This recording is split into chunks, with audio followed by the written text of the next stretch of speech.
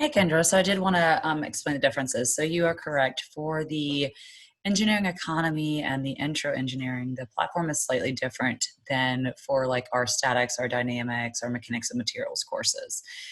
So what this is doing is it's actually our MyLab platform. It's going to have some similar look and feel to the mastering platform, but definitely some key differences as you started to notice. So when I go to the instructor tools and our assignment manager, the steps on doing assignments are slightly different. First, you'll notice we do have some pre-built assignments that are available here related to each chapter. When I go to preview, you can see what these look like.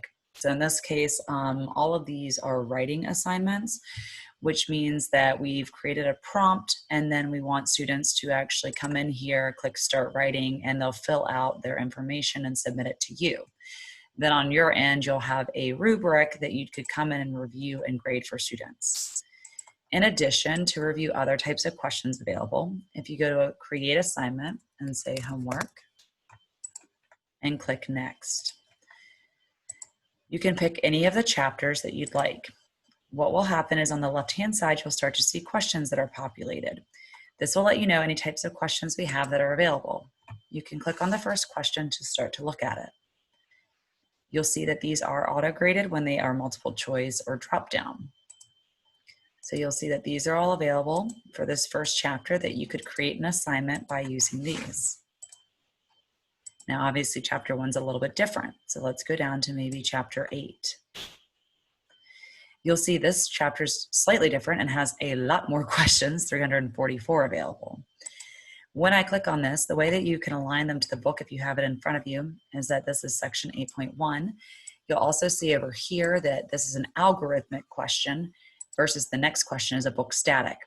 The difference is the question is the same concept, but for students using an algorithmic question that you assign, every student will get a different set of numbers. So for example, the newtons might change, the kilograms will change.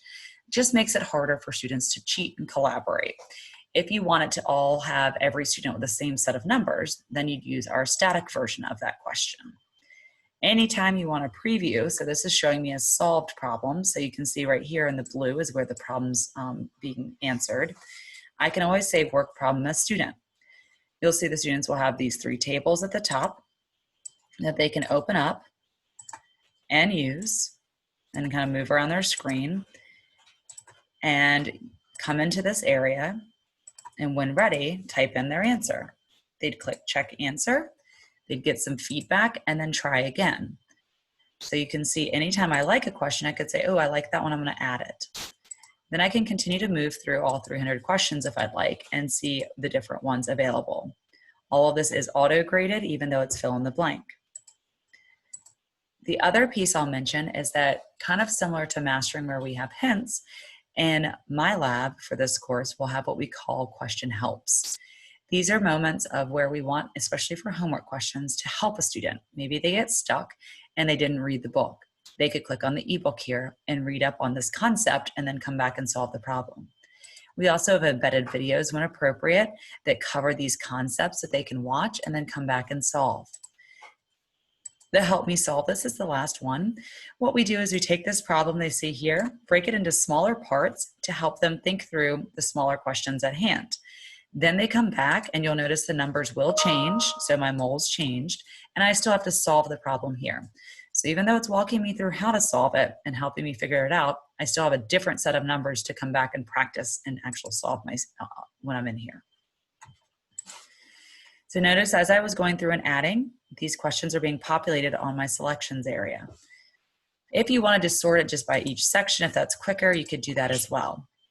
You can also go between chapters. So you can create an assignment with both questions from chapter 1 and chapter 10, for example. The other piece that I'll mention is chapter 10 is slightly different than the rest of the chapters. You'll notice in chapter 10, because it's focused on Excel, we do have these X's next to these first sets of problems. These are problems where you could assign them and students are expected to download an Excel file, follow their directions, and then upload the Excel file back into the system. It's allowing students to practice using Excel to solve problems And what helps is that the system will automatically grade it. So that way you don't have to get all these Excel spreadsheets and have to figure out how to grade them and get the feedback back to students. If you wanted to use this, we could definitely go into more depth how to use that part. But there's another additional question available. At any point when you're ready, you could say next, and then you'd have your settings for your assignment. That's your third step. When it's available, when it's due, late submissions, how many attempts students can work for each question. And if you don't like having those ebook links or things available, you could always turn those off. At any point when you're ready, you click Save and Assign. And now in this assignment manager area, you'll see at the very bottom, here's my question, my assignment that I created. I could always move this to the top by clicking here, oops, and then picking 1, and it moves it to the very beginning.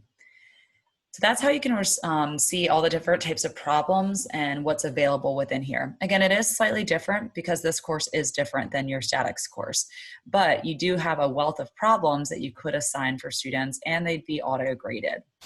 You also will see that we do have the full ebook available that students can access by coming here and opening it up here.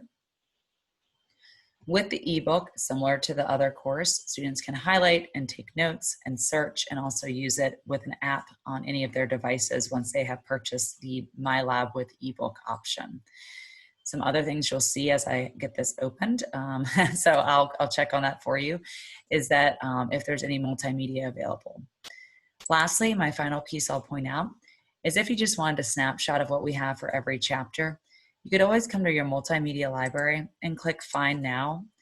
You'll see for certain chapters the types of videos we have, templates we have, activities, different things like that. A lot of these videos are going to be available in that assignment manager, but then you could also just bring them up in class if you'd like here. The difference is when they're in the assignment manager, they're usually associated to a problem or something students have to do. And here it's just the video. So it's just going to show them the video pertaining to that chapter. I hope this helps to give you a little bit more context in what's available within the MyLab course and just how to find everything. I hope this helps. I look forward to hearing from you and hopefully you can use this in your course in the fall.